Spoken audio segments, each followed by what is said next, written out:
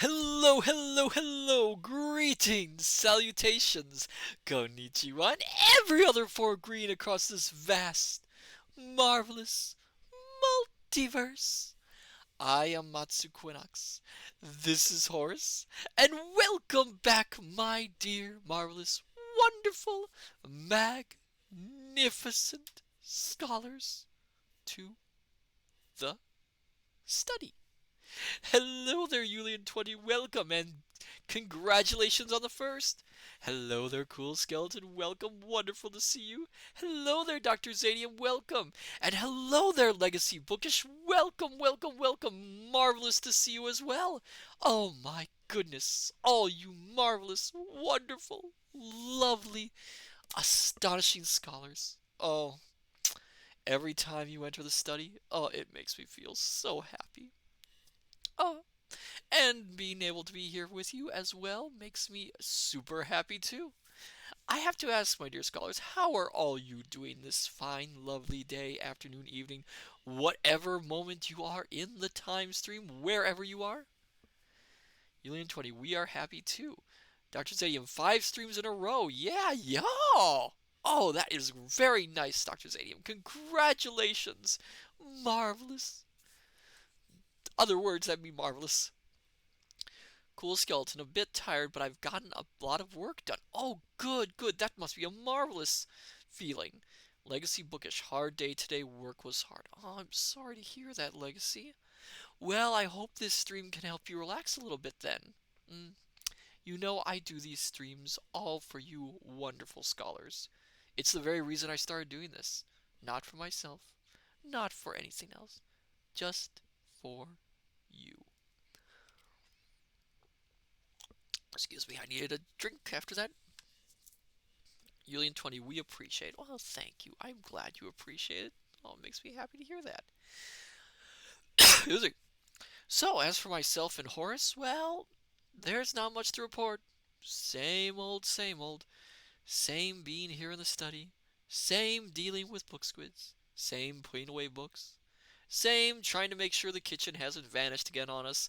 It's still there, thankfully, thankfully. Oh my goodness, every time the kitchen runs away, it is such a headache. Private Maverick. Oh, hello there, Private Maverick. Welcome. Good evening to you as well. Hmm. Cool Skeleton, have you seen a living toaster by chance? It's not the toaster which keeps asking me if I want to have toast, is it? Because I swear I kicked that thing out of the study. If that toaster's back, oh, I don't want to deal with it again. I kept telling it I don't want toast. Next thing I know, it's asking me if I want waffles. No, no, I don't want waffles. Oh yeah, you're a French toast man, aren't you? No, no, I'm not. Cool Skeleton. Yes, my pet toaster seems to enjoy your kitchen too. Well, I'll try and get it back as soon as I can. Cool Skeleton. Julian20, by the way, wants some toast. No, I don't want toast. I do not want toast. I do not want waffles. I do not want, what are those things? English muffins. I do not want any bread products of any sort at this moment. No. I am fine. I am dandy. We are okay. Oh, hello there, Kidtron. Welcome. No,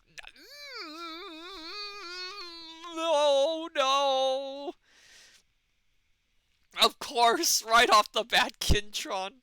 Right off the bat.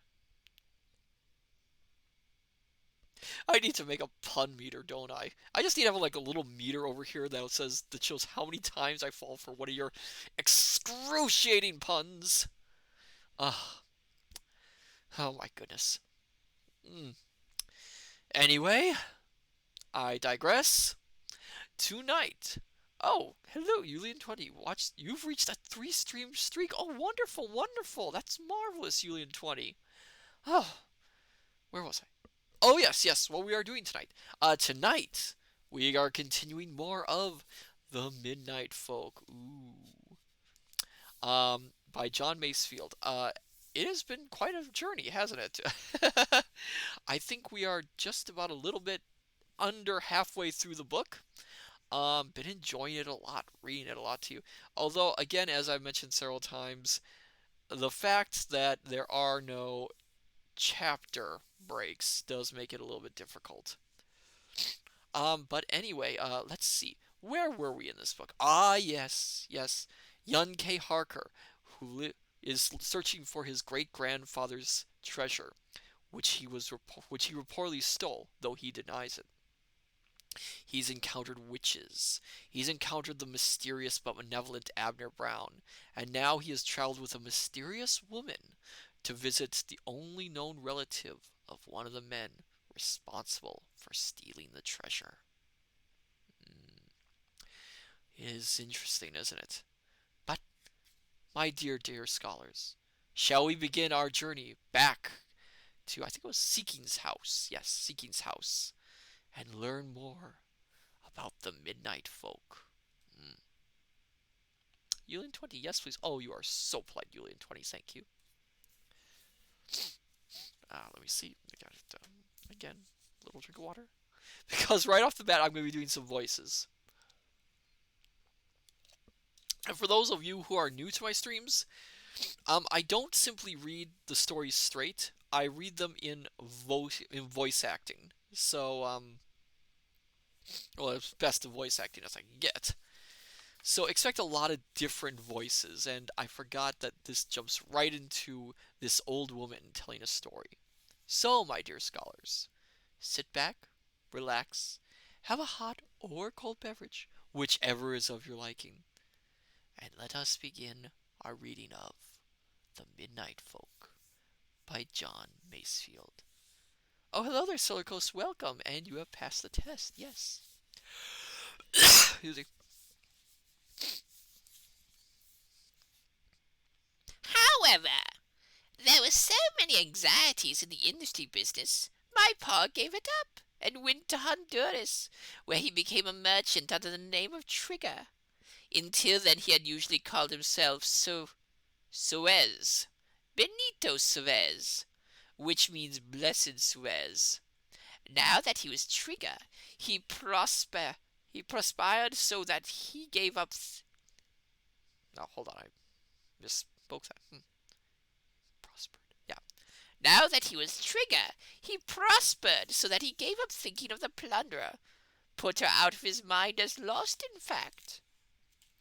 When he was very rich, he came to these parts, where nobody knew him except as the rich Honduras merchant. He was knighted, too, Sir Piney. Very jovial we were.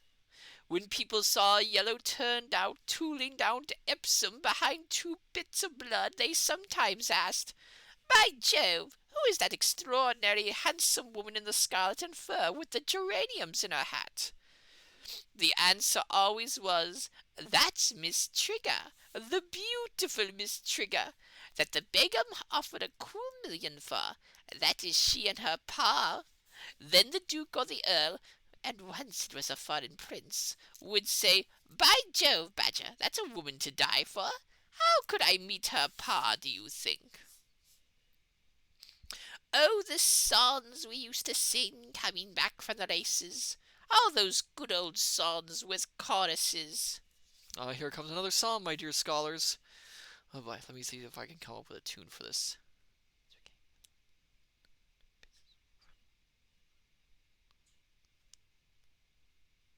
Okay. As we came for the races at our tandem's best paces, we rivaled the graces, we outshone the queen. With our satins and laces and the smiles on our faces, we wiped out the traces where sorrow had been. Singing too-la-la, ooh-la, ooh. Yeah, that's an awful tune. Give me a second. Singing too-la-la. How do you pronounce this thing? Turali urali adi. Adali. Singing too-la-lee, oddly, oddly. Polyturally, oddly, lying. She's a terrible singer, apparently. Since sorrow is death to a body, we wiped out where sorrow had been. I apologize for that butchering of that song. I can't find a tune for that thing. Oh, Tural, it goes on. There's another verse and chorus. No more singing that song. Yulian 20, but you were marvelous. I was not marvelous. That was awful. Oh no. Oh my goodness. It goes on for She goes talking on for 2 more pages. Let's see if we can do this. My pa was rich, but what is that to a man who has energy? He found life quiet here. Who wouldn't? After all the stir of the West, he organized a business to bring moonlight into cheerless homes. You pretend you don't know what that is, young woman and sir. Moonlight is what comes by moonlight. French brandy and tea and this burgundy that none but the English are strong enough to drink. That's what I mean by moonlight. And many an ounce of tobacco that never paid 3 pence to the Queen. So basically, if you can't tell what she's talking about the fact that her father became a smuggler. Smugglers often would, well, here's the thing. Smugglers often would try to avoid moonlight, in fact, because, moonlight would, of course, make it easier to spot the odd smuggler bringing out their goods. In fact, in some parts of the United States, they, called smugglers, what was the name? Mooncussers. That was the term. Mooncussers. They would, because they disliked the fact when the moon would come out. Mm.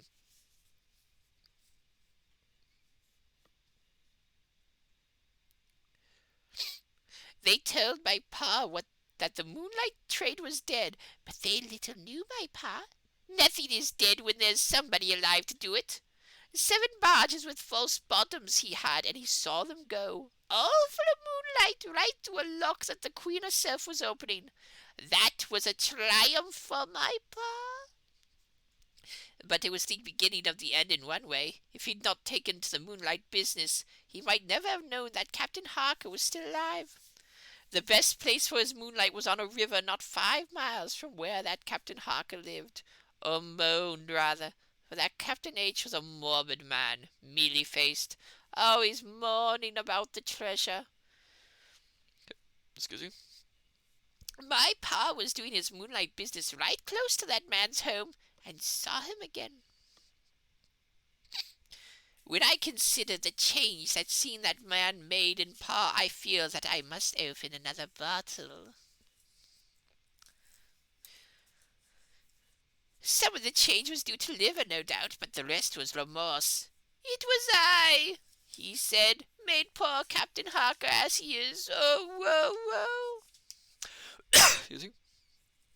I did what I could to change his heart, but who can change the heart when the liver's all wrong? No one.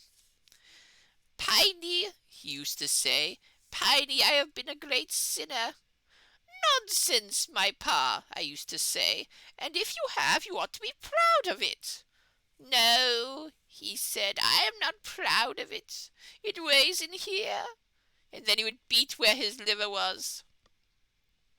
At last he said, one thing I can do. I can get that treasure back to Captain Harker before I die, if 2 marks of the 5 are still above water. Why, rubbish, I said. What stuff and rubbish! I never heard the like. For I didn't want my pa in his age and with his liver to go wandering about in all sorts of mud and climates, dredging in the sea and diving. Still he would go, and without me. There was nothing for it but let my pa have his own way, and he was away 2 years. And do you know what he found at the end of 20 months? Oh, the deceitfulness of false companions! Never shall I forget my sweet pa's letter about it. My pa found that one whom I sullied my lips over by calling him a gentleman had robbed him and deceived him. He found that Abner Brown had taken the treasure years before. This was how he discovered it. Listen. Oh boy. More? Oh, goodness. Okay. Oh, there we are. Oh, we're almost done with her. Oh my goodness. Let me take a drink, just preemptively, because I don't want to wear down my throat with this. Oh my goodness.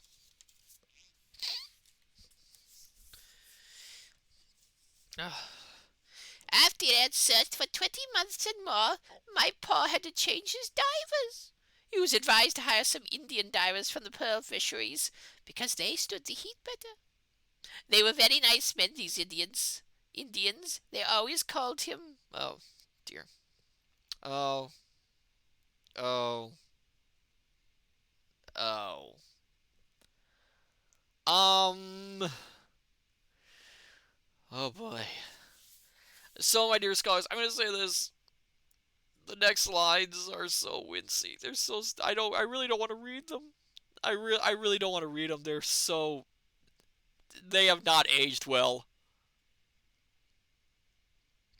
Do you want me to read the lines to your scholars? Because I feel a little bit uncomfortable reading them, or would you rather I summarized what they said? Oh no no no. Ew. Oh oh.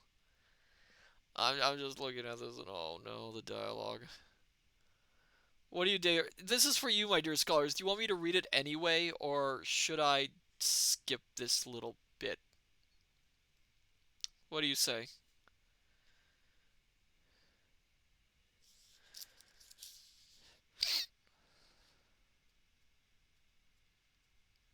Julian 20, read it. Oh my goodness. Um, I'm gonna preference this part by saying I do not agree with what this dialogue is.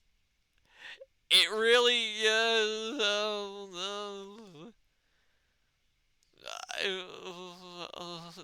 no. Okay, here we go. And as I said, I preference this. I do not agree with this depiction of the people of India. I do not depict them. I do not agree with it at all. Union 20. If you're uncomfortable, summarize. Okay. Basically, what she says in this next part is the Indians said that that Brown had taken away the treasure long ago, taken the box and the bundles and all the big pieces away, and that's it. But the dialogue is so. Oh, I didn't know about that part. Oh,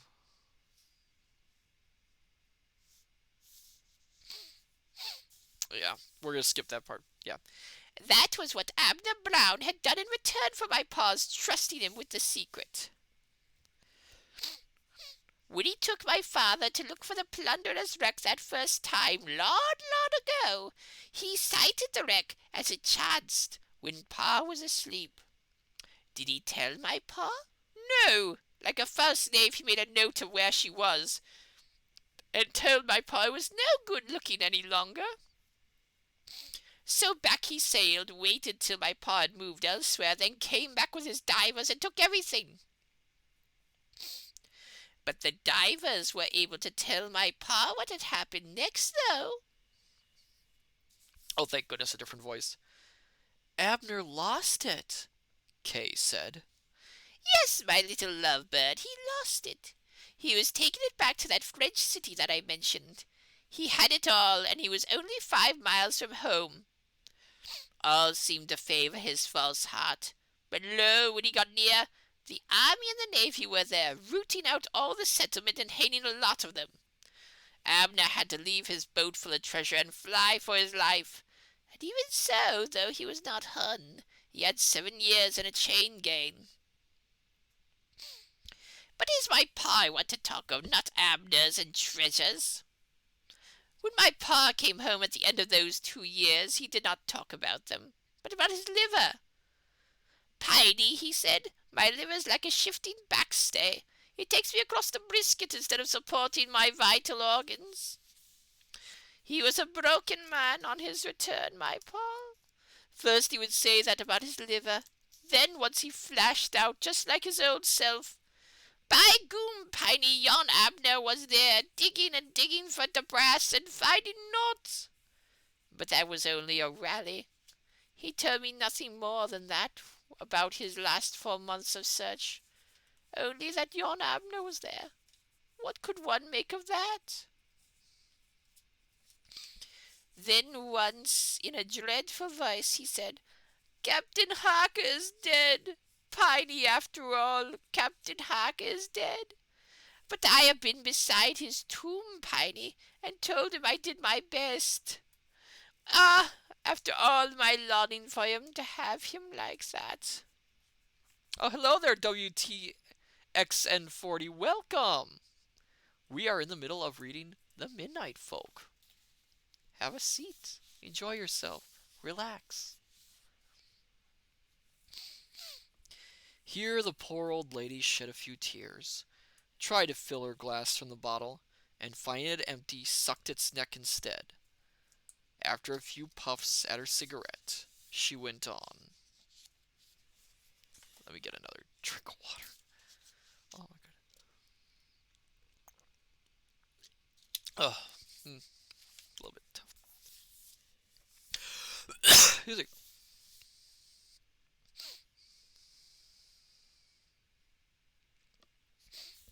He was only at home for 2 days. He went off again. No harm in that. He was always going off in the old days to see about his moonlight. But this time he went off muttering about the tomb. And this time he never came back to his poor little tiny Piney. Never, never, never, never, never. Shakespeare. I have no idea why it says Shakespeare at the end of this sentence. Do you ask me was it liver? No, I say it wasn't liver. He went off in the fly, muttering about the tomb, and what became of him nobody knows. Here she sat up in bed and gripped the bottle by the neck as though it were a club. Ah, what happened? What happened? She said. What happened in those last 4 months in the West? What happened when he went from here to Condecote? And what happened on that midnight after he left the Ring of Bells Inn? I ask what, and I ask what, and nobody answers. But if you ask me, I say that Abner Brown was at the bottom of it. However hard he was digging when Pa saw him, he said they followed Pa here. Why? To get money from him, probably, by blackmail. He came to this house and my Pa kicked him out. Next day my sweet Pa went away forever and forever. Farewell, Cassius. He was traced to Condecote, and there he was seen talking to Abner Brown, for Abner followed him. The gents were having words, the potboy said, so Trigger kicked him out and told him to do his worst. It was the wettest season ever known, and the great floods were out. No one has ever learned what happened next. He went out very late after dinner, to which he drank only barley water, and he never came back, though the maid had put out his nightgown and laid the warming pan in his bed. He was never seen by mortal eye from that day to this. Oh my goodness. I'm just trying to see how much dialogue she has in the next part.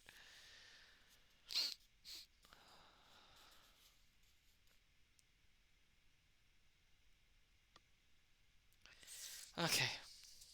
Just got 2 more pages of her dialogue.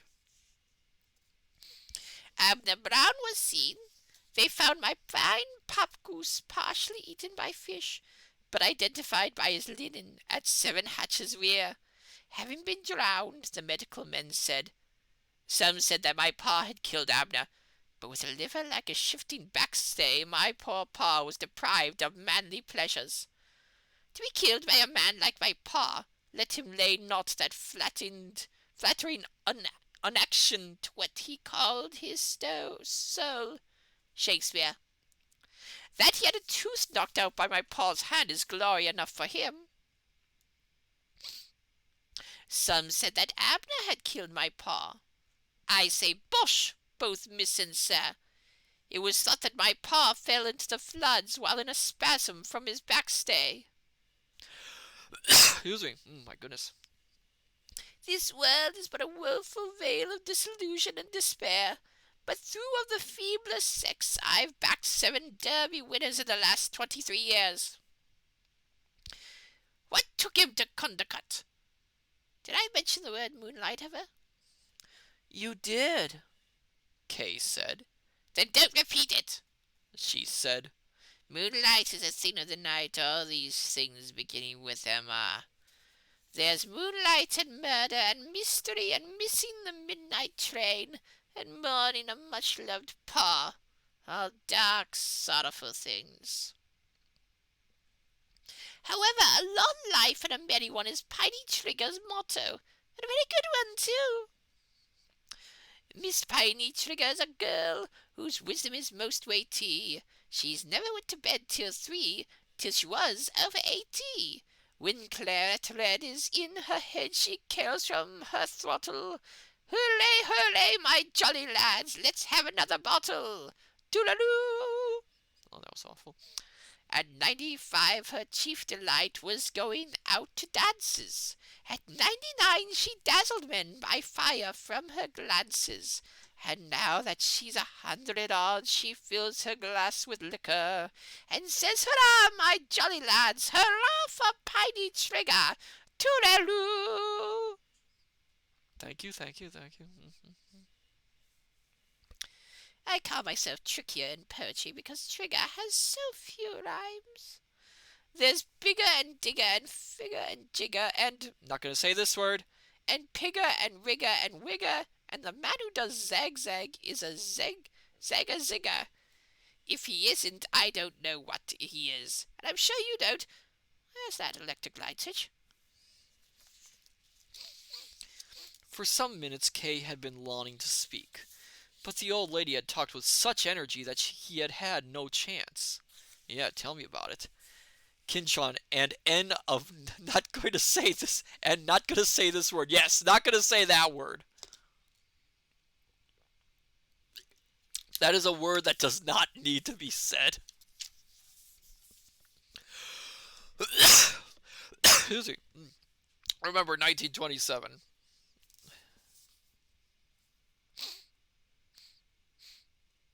As she paused to grope for the light switch, he broke in. "Miss Trigger Pricker," he said, "your father found the treasure, and I believe he brought it to somewhere near Condicut, and some think it might be there still. And Pimply Watto's father said he saw Abner Brown with a pistol in his hand following your father towards the floods on the night they both disappeared." I shall most certainly give Sophronia a piece of my mind, the old lady answered. Not only is the stitching giving way in the seams, but the stuff itself shows signs of wear, which is an affecting interest of the total inutility of geography. She said this very rapidly and at the same time seemed to recede. He could not see her so clearly, nor could he see the lobster eyes of Sir Piney staring out of the portrait. The fire in the grate had burned dim. All the room was dim and far away, though he could hear Miss Piney's voice going on, still like a mill wheel. He felt the young woman with the fierce and smiling face pluck him towards the window where the horse was. But he was so very, very sleepy that he really could not keep his eyes open. He managed to say, "Do let's stop at the weathercocks." But they were already rushing and rushing through miles of wind. "Weathercocks, Master Kay," Ellen said as she shook him awake from his bed. "Do wake up, that's a good boy. Such a boy to wake I never did see. Now don't be late for breakfast, but get up at once, like a little moral. Why, you sleep like one of them things that curl up all winter. Now don't go to sleep again, or I don't know what she'll say." As it was Sunday, he had no lessons that morning, except the collect for the day, which had to be learned by heart. After this he was taken to church to a pew in the forward part of the nave, from which he could see the chancel through the hollow of the tower. He was much too young to understand or follow the service. He liked some of the hymns, and adored Miss Hollyport, who played the organ. Apart from these joys, church had few solaces. Often in the summer a swallow would flit about, flit about. When there was no swallow, the only thing to do was to look at the walls, which were full of queer things. For instance, if you looked at the lines of mortar which held in the irregular stones on the walls, you could sometimes imagine that they made pictures. Close to him there was a very good portrait of Henry VIII. Thus, and the book has like a little interesting sketch. And a picture of a boat. Thus, and there's another little sketch here, which unfortunately I can't show you, which filled in a lot of time. Then in some of the walls were the moldings of windows and arches long since filled in. It was quite good fun to imagine the windows and arches as still there, and to go through them into some jollier place than church. He knew all the memorial tablets within sight by heart, from Captain Porkins, late of the 91st, Duke of Cumberland's, light horse, who was slain while doing staff duty at Hougoumont on the field of Waterloo, to Annabel Bethesda Me, spinster of this parish. She rests in peace till wars and tumults end. We in example mourn, the poor a friend. But the chief pleasure in church was to look at the carved and painted figures arranged along the wall pieces of the chancel roof. There were 16 of them on each side. They had been put there with the chancel roof somewhere about the year 1500. No one knew quite what they represented, for only a few of them were winged. They were the busts and heads of men and angels, so the guidebook said. Some tried to make up the sum of 32, thus: 12 apostles, 7 virtues, 9 worthies, 4 archangels equals 32. To Kay, they were all sorts of things at different times. Now they would be the Condicut and Much Zenner rugby football teams, with an umpire each, all lined up for kickoff. Anon, they would be the Australian 11, 1882, facing the team of Cambridge University, which beat them. Then on another Sunday, one side of them would be a false start for the Derby, from a well-known print, while the other side would be the start of the Grand National Steeplechase, 1839, with Mr. Mason on lottery and Mr. Martin, in his pink sleeves, on Paulina. Sometimes they would be Britons and Romans, and sometimes they would be the House of Parliament, with the east window coming in on them as Oliver Cromwell. After the service, people gathered outside the church in the broad walk near the porch. The governess was stopped by Mrs. Gossip, who had something to discuss with her. The two of them walked together deep in talk through the churchyard. A man whom Kay did not know, but who seemed to know him, clapped him on the shoulder and began conversation with, "Well, Kay, have you found the Harker treasure yet?" He started because how could this man know how much the Harker treasure had been in his thoughts for these last few days? "Oh, don't look so startled," the man said. "I won't peach if you found it, but I'm afraid that there's no hope of that. But there's a treasure that I wonder you don't seek for." "What treasure is that?" Kay asked. "Well, did you ever hear of Bendigo, the highwayman? Benjamin, as people called him." "I should think I had," Kay answered. "He used to live in our stable when it was a house. But had he any treasure?" "Oh, I expect that he had a great deal of treasure," the man said, "from robbing the stagecoaches. I was reading an account of him in the annual register.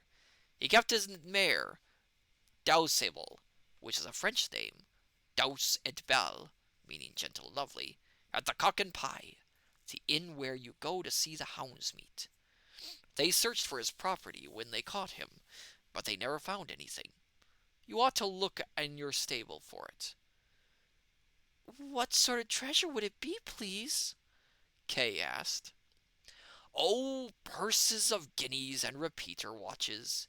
That is, watches which will repeat. That is, restrike the last hour that is struck whenever you press a spring. Then I expect he took gold rings and pocketbooks full of banknotes.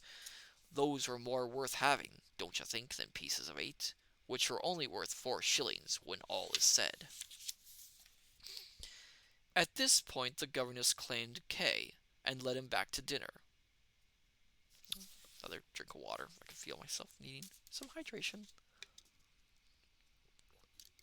Oh my goodness.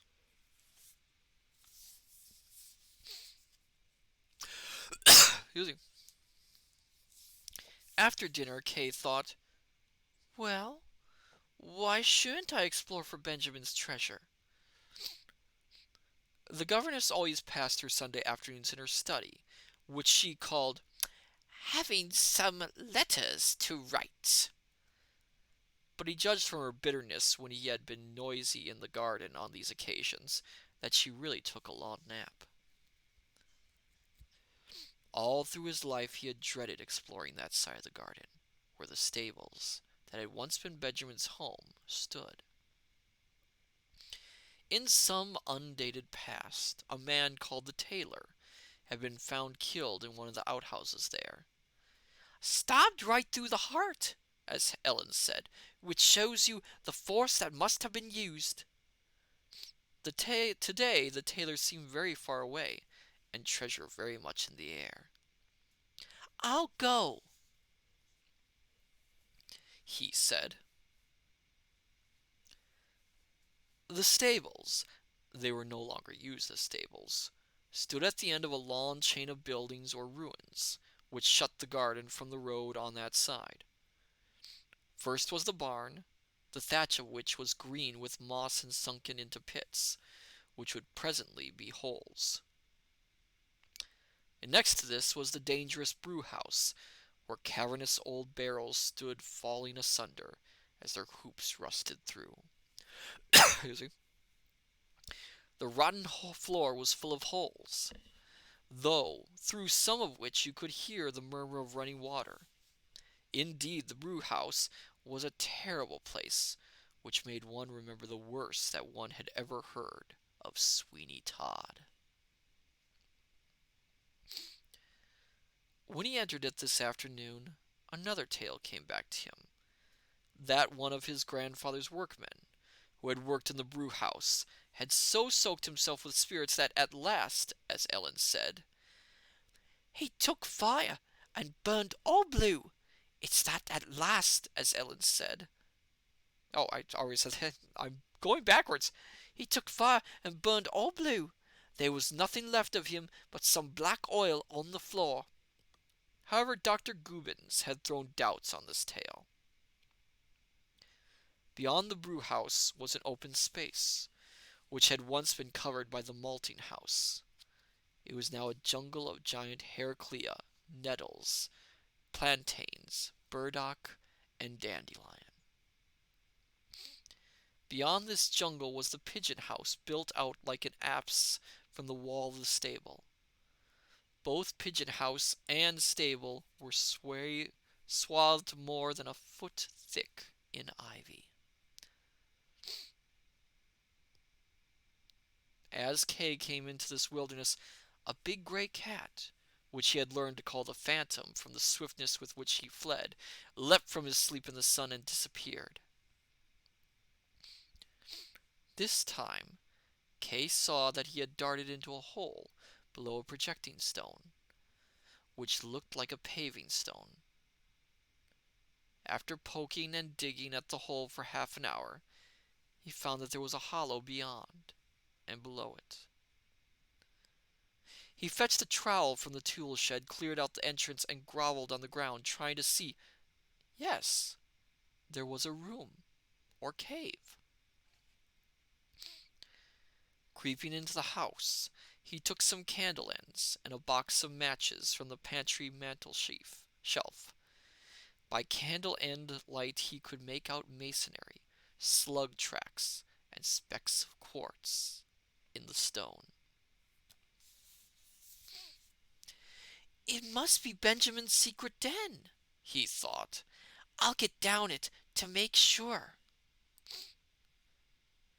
He fetched a newspaper in which Joe, the gardener who came once a week, had wrapped his lunch. He lit this, dropped it into the hollow, and saw it flame down, lighting up a little cellar about 5 feet deep.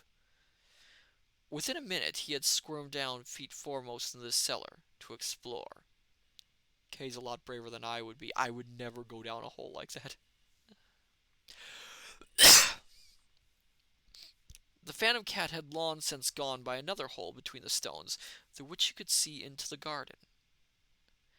He could find no other opening. Roots of ivy thrust into the ground among the masonry. Tendrils of ivy with bright pale leaves had trailed in through the holes. There were slug tracks on the floor and walls. A dead centipede was phosphorescent in a corner. What a lovely place, Kay thought. I shall be able to come here always and have it for my cave. I'll bring bread and ham here. I'll keep a catapult here. Perhaps I'll run away some evening and sleep here. I wish I could get one of those lanterns with colored lights. That would be just the thing for here. He lit 2 more candle ends. By their light he found a recess in the wall, where the stones had been removed.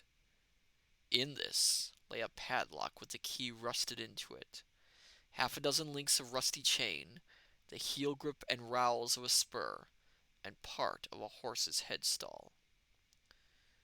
These must be relics of Benjamin, he thought, the spur that he spurred Dowsable with. I shall call this place Benjamin's Lair. Footsteps sounded outside. He saw Mrs. Scatternews coming down the path within a few feet of him on her way to call on the governess. He could hear her muttering, as was her way. The bombazine 9-piece 3 farthings, 2 pennyworth of tape, 11.3 a penny real, a shilling 3, 2 packets of best assorted, but they've gone up. How much did Sarah say they came to? I can be here, Kay thought, and no one will ever suspect where I am. It's the loveliest place I have ever found. I'll spend all my time here always, and have books and a clothes brush so that the dust won't show. He made another careful examination of the walls, and then, terrain, terrain, terrain. It was the bell for tea. Let me get another drink of water.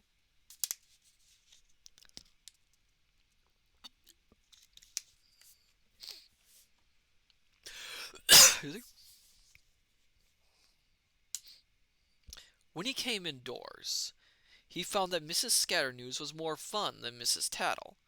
She had been to Mr. Hollyport's lecture the night before on My predecessors in this parish. Imagine the things that went on here, she said. The parish was honeycombed with crime. No sooner was the smuggling stopped than the highwaymen broke out and stole Sir Hasselgassel's repeater watch worth 500 guineas. I love that name, Sir Hasselgassel. Oh my goodness. No sooner were the highwaymen hanged than out came the rick burners, holding meetings and setting fire to property. Oh, it was dreadful! And all in red nightcaps too, just as in the Reign of Terror.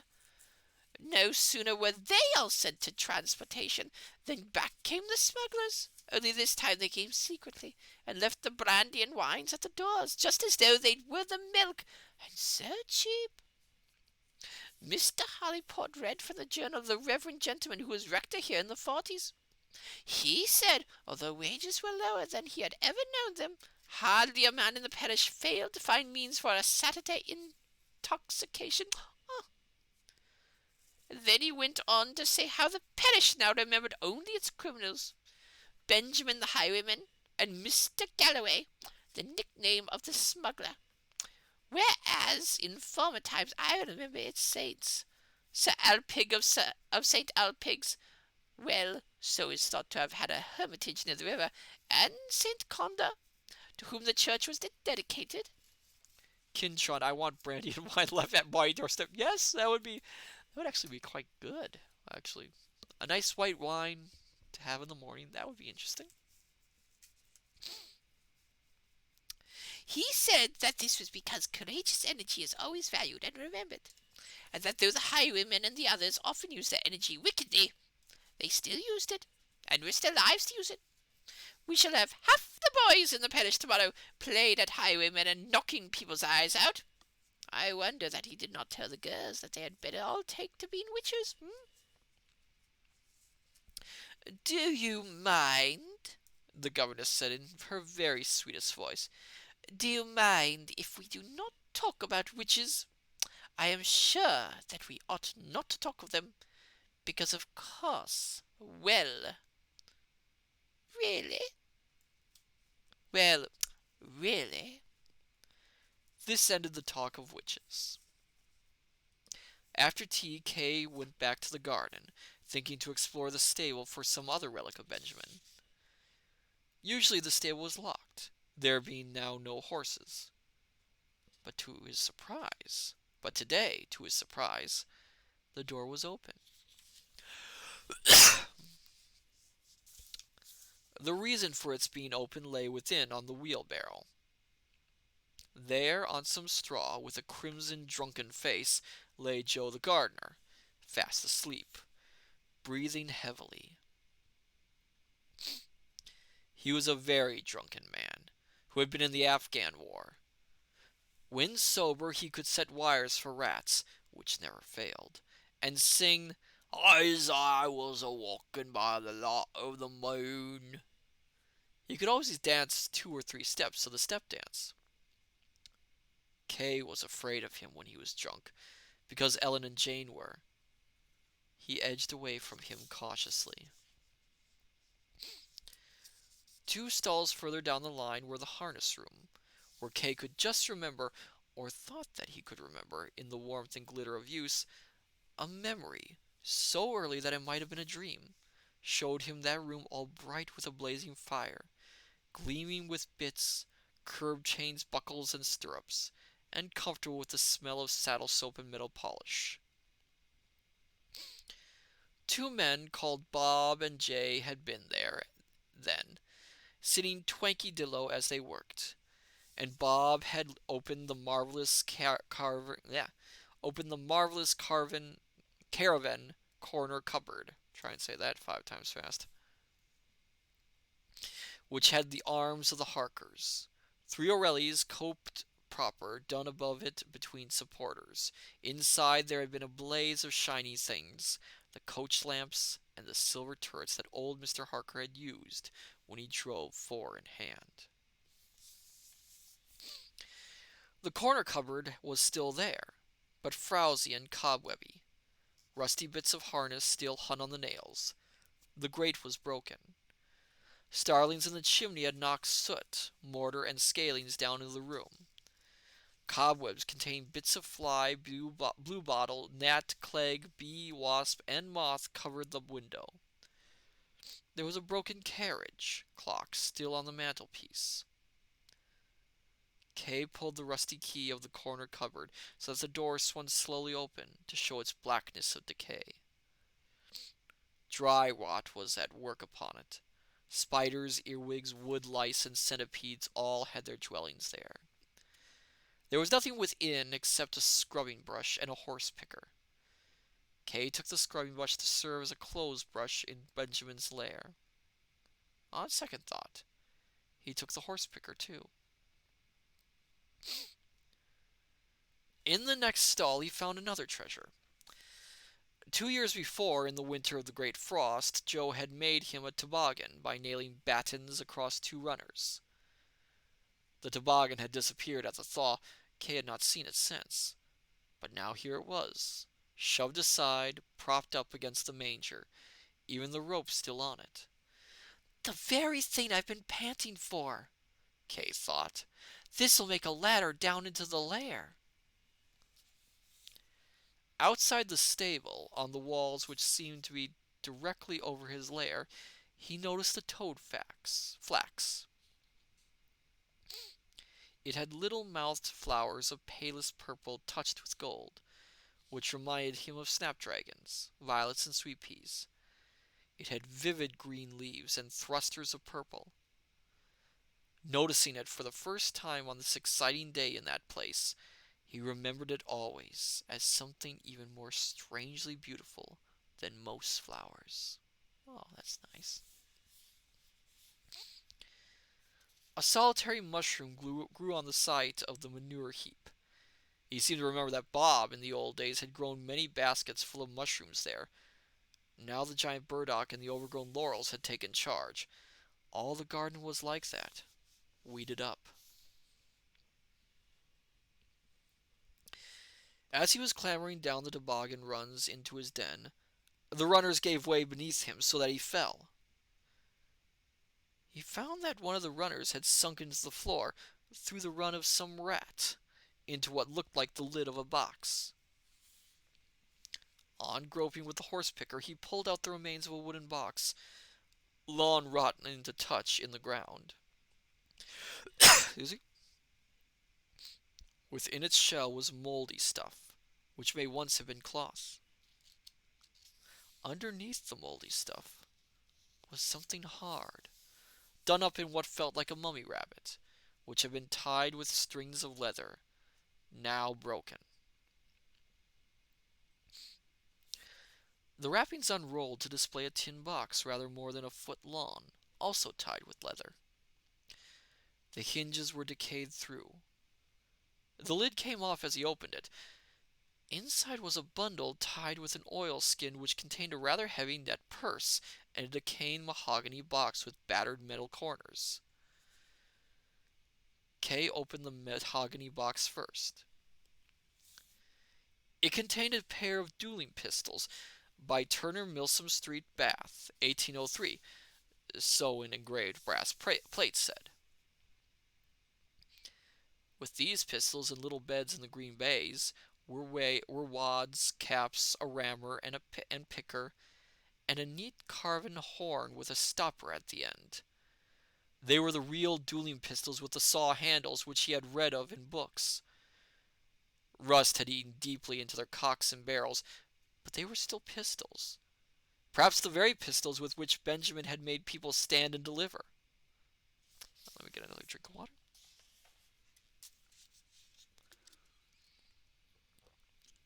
Oh my goodness.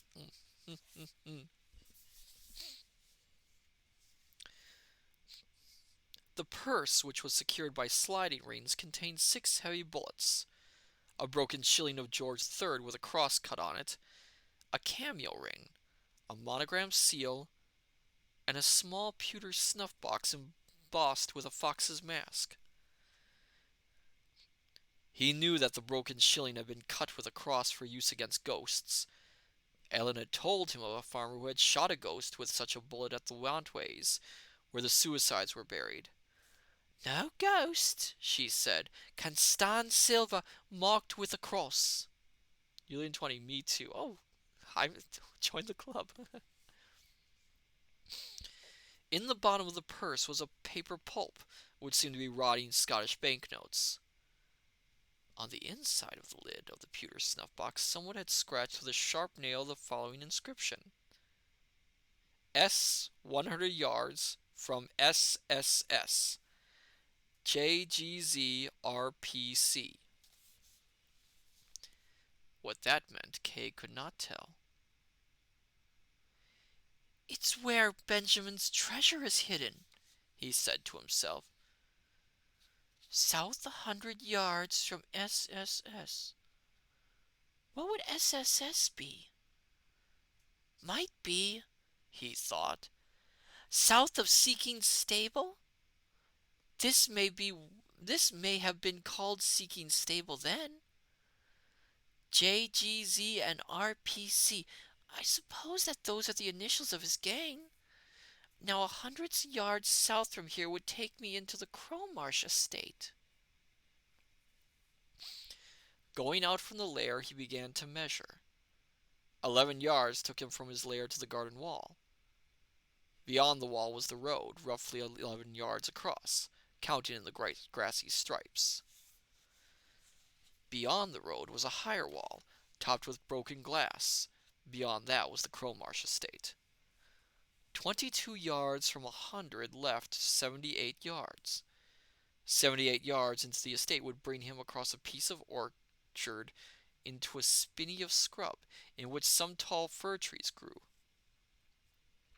It must be somewhere there, he thought, but I shall catch it if I'm caught trespassing there. The bells began their Lin Lane Lone to call people to the evening service. It was time for him to go indoors. The governess had walked off with Mrs. Scatternews. Ellen gave him his cup of bread and milk.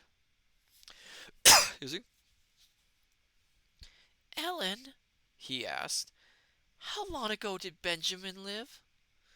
Oh, a long, long time ago, Ellen said, in my grandfather's time, in the French wars.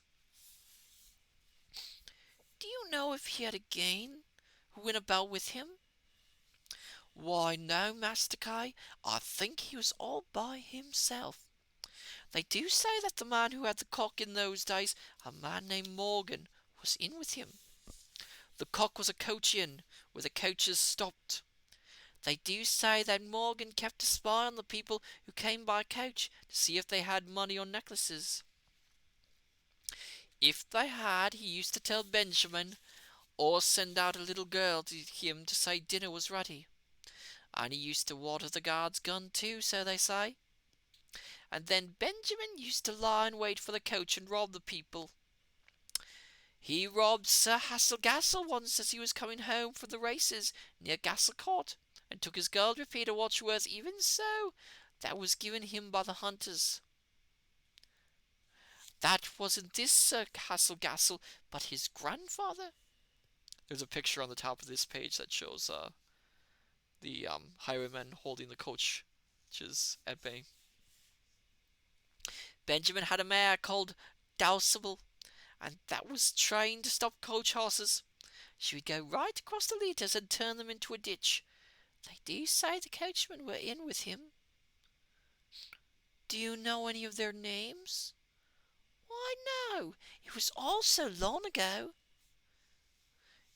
Is it all written down in a book about him? Well, no, Master Kai, who would write a book about him? I don't know. I thought they might. Why, he was only a poor thief, Master Kai, who took what didn't belong to him by frightening people. Oh, hello there, Densuo. Welcome. You can lurk. We are reading The Midnight Folk.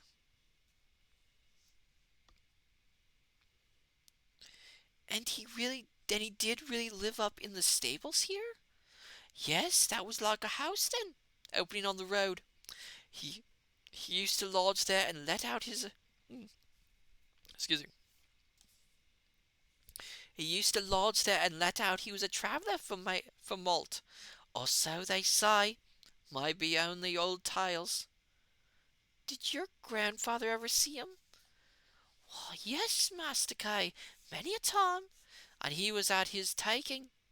You see, he stopped a carriage out Rugby way and took some rings and a watch from a gentleman. The gentleman said nothing while he was being robbed, but he recognised the mare, because he'd seen her, as it happened, just in the last day or two in the cock stable. So the gentleman thought, probably you belong near there, so he had a watch set. By and by, Benjamin came back to these parts. The watchers saw him riding to the cock by the brook, where they dipped the sheep, so as to come to the back of the stable. They were all ready for him in about the stables, and some were in the road, hidden among the trees. Well, as he came down to the brook to jump it, he saw these people, for one of them raised his head to see the mare take the jump. Others say it wasn't that, but the little girl who used to say dinner was ready waved a red handkerchief, which was their danger signal. Anyway, he saw it wasn't safe, so he turned the mare and rode for here. But some of them were in the road, so they couldn't be either. They all gave him chase across the there. crossed the Tamp, and then past Barbara's, and along the long lane there, and down past Holling's Quarry, all shooting and shouting out, "Stop thief!" and lots of new people joining in. Oh, they'd more than 100 persons out. My grandfather was working then for old Mr. Pulliam, that lived in Lay Cop. He was digging in the flower bed, he said, when Benjamin came over the hedge. He said the mare was nearly down, for she was a little thing, he said, and not a fresh when she started, and she'd come 5 miles best pace, and been hit too, for she was bleeding from the side, poor thing, poor horse. So Benjamin said, "Come up, old girl, tell them I went along the road," he said to grandfather. But they were too close on him for anything of that. Oh my goodness, this is a long one. So then Benjamin put the mare in the fence out of the garden. It was a big blind place with a stank of water on the far side. The mare got over clear, but she didn't land clean. She fell back, and she couldn't get up. My grandfather said Benjamin gave a little cry like he'd been shot through the heart. But he picked up his pistols and ran down the field along the stream to the little spinney. You well know the place well, Master Kay. It's the big fox's lie where she saw what we call the Shriek's larder. It was all full of scrub and stuffs there. It was all full of scrub and stubbed stuff, and deep on this side from a fall of earth. Well, Benjamin got in there and tried to load his pistols, and they all came riding up, shooting at him, shouting out to surrender. And yon Mr. Dogface, as they always called him, who was afterwards sent to botany himself, shot him in the arm and broke it. So then they got a cord of old Mr. Pullen's, what had the washing on it, and tied poor Benjamin with that. Oh my goodness, Ellen's got a lot of words in this. I kind of wish that John Masefield would break up his characters' dialogues a little bit better. They're very hard to get through. My grandfather said he was all trembling from the fall and the ride and the fight and from pain, but not at all from fear. He was not a big man, but middle-sized and slight rather, very active though. Ran just like a hare. He'd black hair and eyes, although altogether very black, yet clean-shaven, as people were then. Rather a slight, quick man, with a nice face. Nothing bad in it, only bold. So then he was taken off, and that was the end of him. Did they ever find his treasure? How you do run on about treasure? I believe it's all you ever think of. He never made much by it, to leave treasure. Just barely enough to pay his horse meat, my grandfather said. What happened to the mare? Oh, she'd broken her back. She was taken to the kennels. Old Sir Hassel had the hounds then. He used to come in all hungry from hunting and take like a larder full of the hound's broth, all dead horse and pony. Oh, that's awful. But there's some men you can't make particular, and you'll be one of them to judge from your stocking. Whatever have you been doing to get your stocking in that state? I say, Ellen, thank you for telling me all about Benjamin. Did you ever go into the Cromarsh estate? Is it very dangerous? Now, don't you go going on there. Now, don't you go going there, Master Kay. It's not allowed. It's preserved, and apart from the keepers, it's full of man-traps and spring guns. The one will blow your head off, and the other will nip your ankles half in two, like they did to my cousin Bob. He went there against the notice and got caught in a man-trap. He didn't walk the same in a 12-month after. Then they've got their bloodhounds loose there some days, able to tear a child's head off. And always they've got their watchers just now. So soon before the shooting, you run off to bed now, like a good boy, and let me be sure you'll say your prayers. Don't gibble-gabble them, but think what you're saying. When he got into bed, the sun was nearly down. A glow from it lit the wall opposite. so that the hunting men riding at the brook in full cry were made most vivid.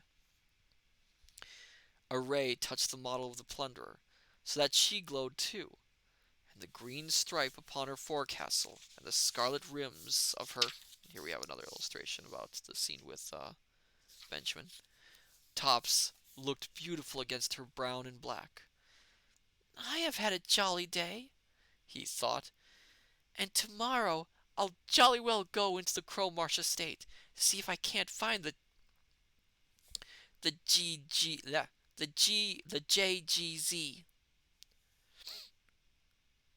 Just before he fell asleep, he was almost sure that the water in the brook in full cry had eddies in it.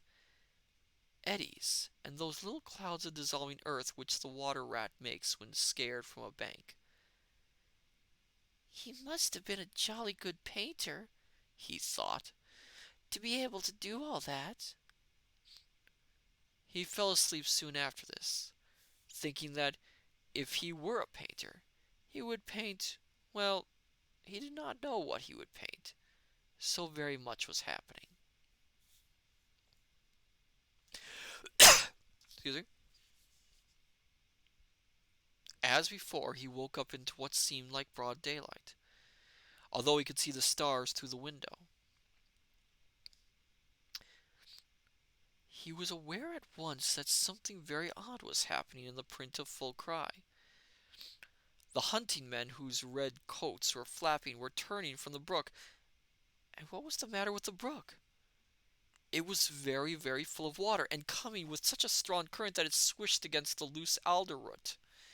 He could see not only eddies, but bright, hurrying, gleaming ripples which ran into bubbles. And yes, it was coming to the room. It was running on both sides of the bed, clear and swift, rushing water, carrying down petals and leaves and bits of twig. Then there came the water rats, who died with a pluming noise when they caught sight of him.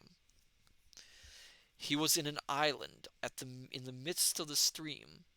Solar Coast. Good night, everyone. See you next time. Oh, thank you for coming, Solar Coast.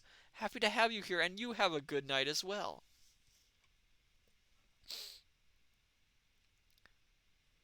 Where was I? He was in an island in the middle of the stream, and the stream was so crystal clear that he could see the fish in the shallows, flapping like water plant leaves, and filmy as dead weeds. Weeds. Oh my goodness. But what on earth was happening to the model of the plunderer? He could see that the water had reached her on the wall. She was afloat. She seemed to be alive with little tiny men all busy with ropes. No, they were not men. They were little mice. Water mice, I suppose, he thought. Now she was coming across the stream to him, and how big she was, or no, how little he was. He was no bigger than the water mice. Then she came slowly to the edge of the bed.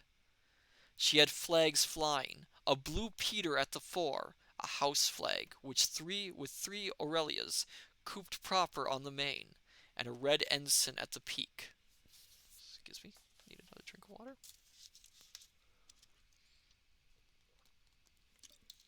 Oh my goodness. Excuse me.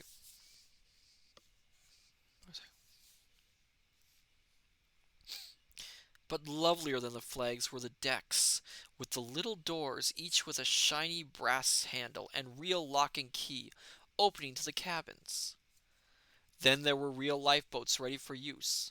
He could see the barrels and lockers in them marked best preserved milk, corned beef, ship's bread, pemmican, raisins, chocolate cream, Turkish delight, split peas, currants, hundreds and thousands, mixed biscuits, dry ginger beer, etc., etc. No fear of starving in lifeboats like those. Then all the little brass cannon were shining in the sun, ready for use, with the little powder tubs all handy, and little men standing by them ready to fire them off in salute. Then as the ship came alongside the bed, each little gunner blew puff upon his match to make it glow. Some of them had red-hot pokers instead of match, just as the sea gunner's practice described, and popped the glowing end on the torch touch holes. All the little brass cannon went bang together in salute. Then Kay saw that the captain of the ship was his friend the water rat. He was standing on the poop, with his telescope in his hand, telling the mate to put the gangway over for Mr. K. Some of the little seamen at once thrust out a gangway onto the bed. "Step on board, Mr. K," the captain said. "May I really and truly?" "Yes, we're waiting for you." Kay walked from his bed onto the deck. He was amazed at the neatness of everything. All the rows of buckets, the sponges and rammers for the cannon, the capstans that worked, the compasses that pointed, the cask painted red for salt meat, and the other cask painted blue for fresh water, and all the rigging with little ladders on it for going aloft. Then there was a ship's kitchen on the deck close to him, with a real little cook with a wooden leg, making plum duff for dinner at a real fire. "Welcome aboard! Welcome on board, Mr. K," the captain said. "I thought we might stand over to the westward to see what we can find of the old plunderer. We've got a cabin prepared for you, with a hammock slung in it, and here are some nice long sea boots to pull over your pajamas, and a double-breasted pea-jacket to keep out the seas, and keep in the plum duff. And now, my hearties, cast loose forward, and let go aft. The tugger's got her. Hurry, lads, for the westward." Kay noticed now what he had not noticed before, that on the other side of the plunderer was a tugboat under steam. Long before he had had a beautiful tugboat with a scarlet funnel. She had gone by real steam made by methylated spirit, which you lit under the boiler in a little lamp. But after 2 voyages she set forth across the squire's pond on a windy day, and in the draught of the gale she caught fire, blazed for a few minutes from stem to stern, then went down head first in deep water. Yet now here she was, repainted, and with powerful new engines in her, which were threshing the water as they towed the plunderer clear of the bed. Soon they had swung round clear of the sofa, and headed to the west, through the open window into the night. Side lights and towing lights were lit, and She plunged on beside her tug, casting shrieks of colored light upon the water. Soon she was in the stream where Kay had so often seen the water rat. Someone in the plunderer turned a strong searchlight onto the water ahead. Lookout men went aloft to watch the water. They called to the helmsman from time to time to do this or that to dodge the rocks. "A bit anxious this reach of the stream," the water rat said, "but there's lots of water tonight." The ship went faster and faster over rapids. "Oh, hello there, Jarkia, welcome. We are reading The Midnight Folk." The ship went faster and faster over rapids and shallows. Soon she was in the big quiet pool where the stream entered the river. An otter looked out at them and wished them good luck. Jarkia, reading? Yes, I am reading. I am reading a book called The Midnight Folk by John Masefield. It's in the public domain.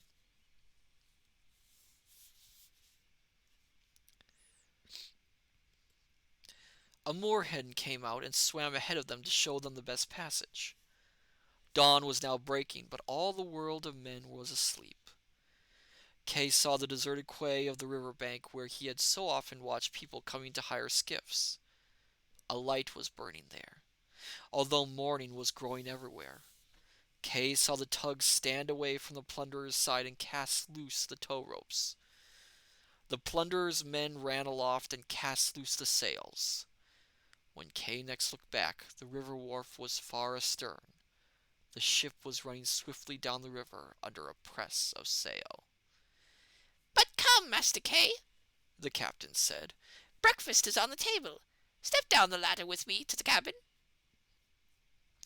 He led the way down to a passage where there were a great many doors labeled First Mate, Second Mate, Third Mate, Captain's Stores, Instrument Room, Chart Room, Steward's Pantry, Bullion Room, Warranted Iron Lined, Captain's Bath, Mate's Bath, Jam Room, Sardine Room, etc., as well as one big open door leading to the cabin, where the table was set for breakfast.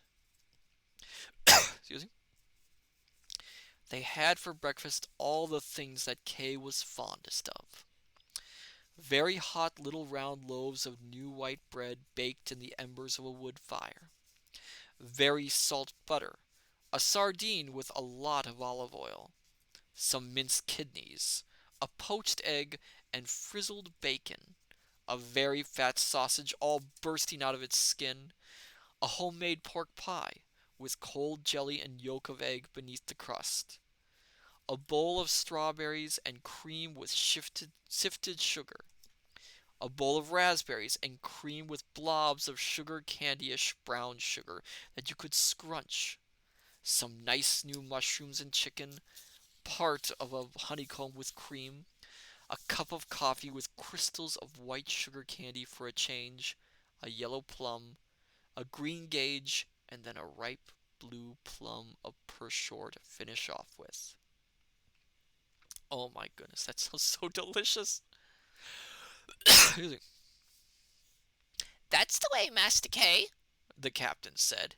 I always believe in a good breakfast, something to do your work on, and start the day with. And now, if you've finished, as you haven't had much sleep lately, perhaps you'd like to keep the next watch in your hammock. Come up on deck for a moment first, though. We are now in the open sea. I need another drink of water. I can feel my voice getting a little crackly. This is one of the most voice-heavy books I've ever read, I think. The wonder of it was that they were in the open sea, out of sight of land, with the ship under full sail flying westward. One or two of the water mice were at work far aloft. Others on deck were washing their clothes and hanging them out to dry on clotheslines, or fishing with hooks and lines, or feeding the sparrows, which they kept for the eggs, in the hen coops, or polishing the brass on the ship's bells and railings. The ship was all blue and bright. The sea was all blue and bright. The hot sun was shining. Not a cloud could be seen. The ship was flying faster and faster. Again, you can notice, I think John Masefield has a real love of sailing, if you can guess from these chapters. Kay's cabin was a charming room, with mahogany lockers and a porthole covered with red curtains. A telescope hung on a rack ready for use. A canvas hammock swung from hooks in the wall. It had a pillow, mattress, sheets, and blankets. The captain showed him how to get in and tuck himself up. In a minute, he was fast asleep.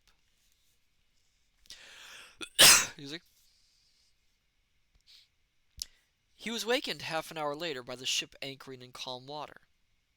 On going on deck, he found that she was not far from a low tropical shore, blindingly white from the surf bursting on it. Palm trees grew here, and there on the shore there was no sign of man. The water, bright blue to seaward with vivid green streaks, was clear as crystal. Now, Master K, The captain said, we will get into the diving bell and go down to see what we can see. We are now just over the wreck of the old plunderer. How do you know? Kay asked. We can always get directions about wrecks, we underwater folk, The captain said. We ask the otters, and they get into touch with all sorts of sea folk, mermaids and sirens, not to speak of dolphins and these other fellows. Some of them are very old and have astonishing memories. It was a mermaid who told Tom Otter about the plunderer, and he told me. The diving bell was a tight little room, just big enough for two nice comfortable armchairs. It was built of iron framing, with floor and side windows of strong clear glass. Air pipes and speaking tubes were let into the walls and through the roof. When Kay and the captain had taken their seats in the armchairs, the crew closed the door very carefully so that no water could possibly squeeze in. Then they hoisted the bell up and began to lower it carefully into the water. Kay found that he could see quite clearly through the glass of the sides and the floor. The fish came to the windows and sucked at them with their mouths. Presently, when the captain called through the speaking tube to stop lowering, he turned on a searchlight which pointed through the floor. Kay could see the bottom of the sea, growing like a garden with white and red coral, weeds, anemones, and sponges, all seeming to dilate in the light. Some gaily colored fish came poking to the light to find if it were good to eat. A few big fish, some of them like shadows, others like round collapsing bags with suckers waving from them, drifted or finned by, all noiseless. There was no whisper of sound, except a drumming in the ears. "There's what is left of the plunderer," The captain said.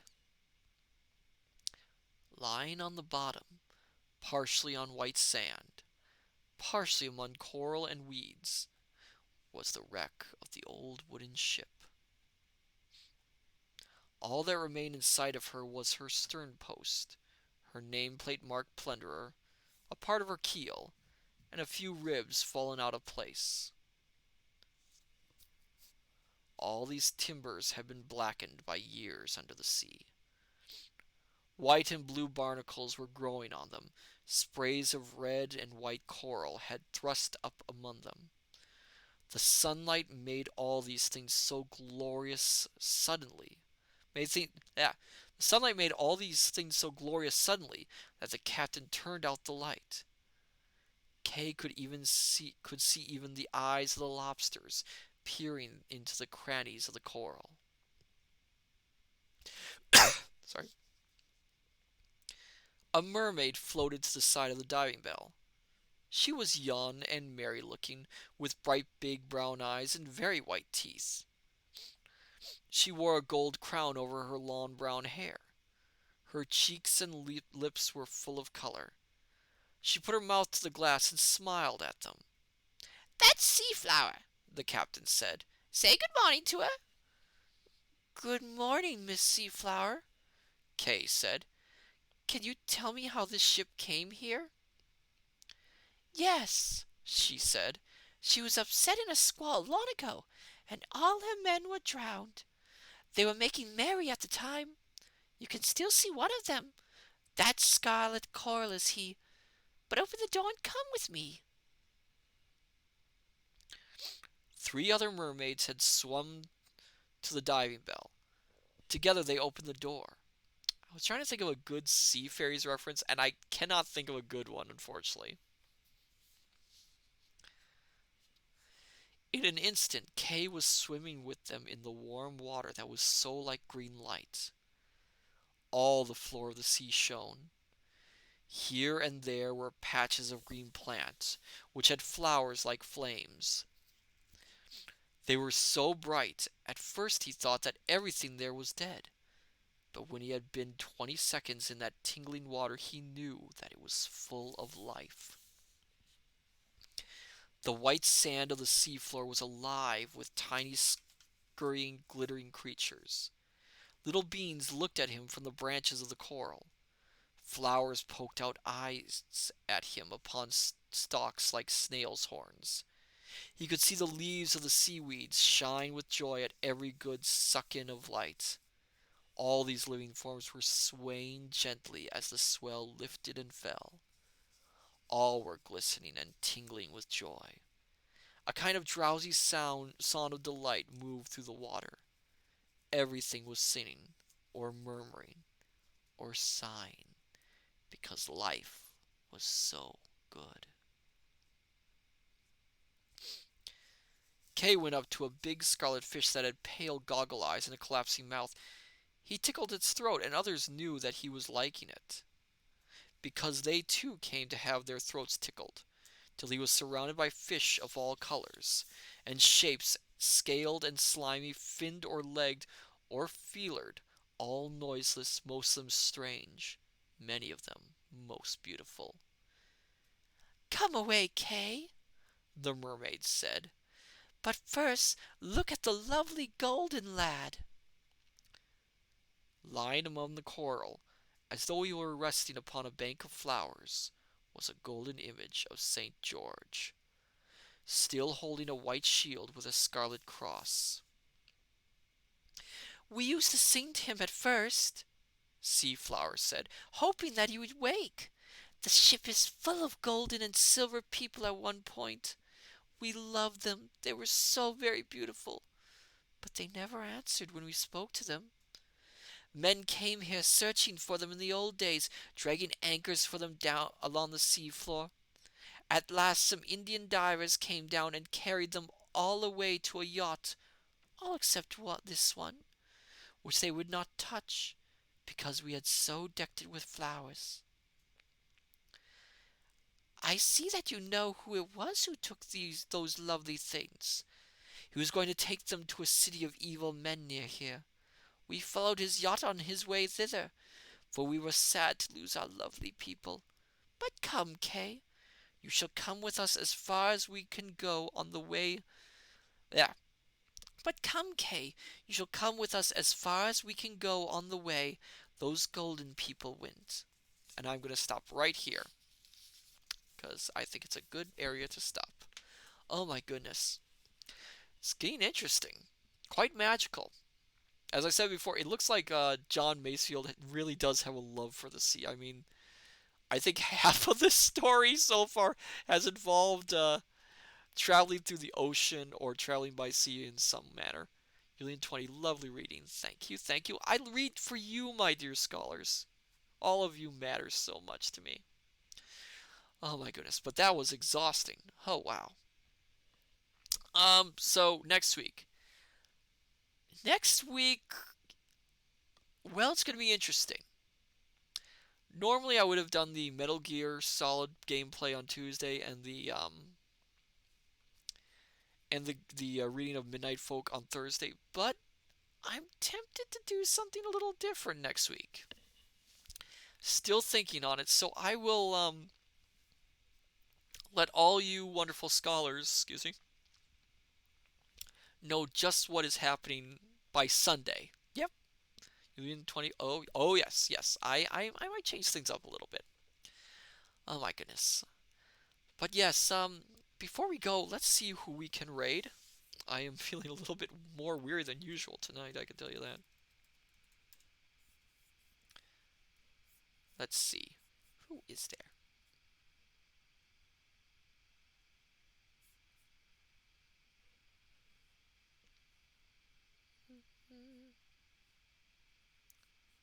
Let's see.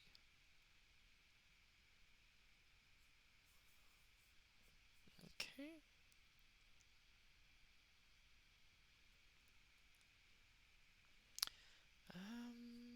Trying to see if there's anyone specifically we can raid. Scholars, give me 1 second. I want to check something before we start a raid.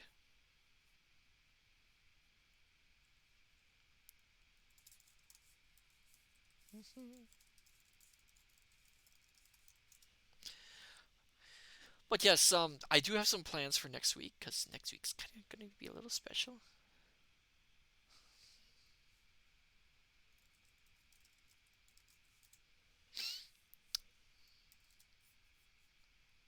So I think we will visit Jewelry Jelly. She's playing Dave the Diver. So I think that might be our way to go tonight.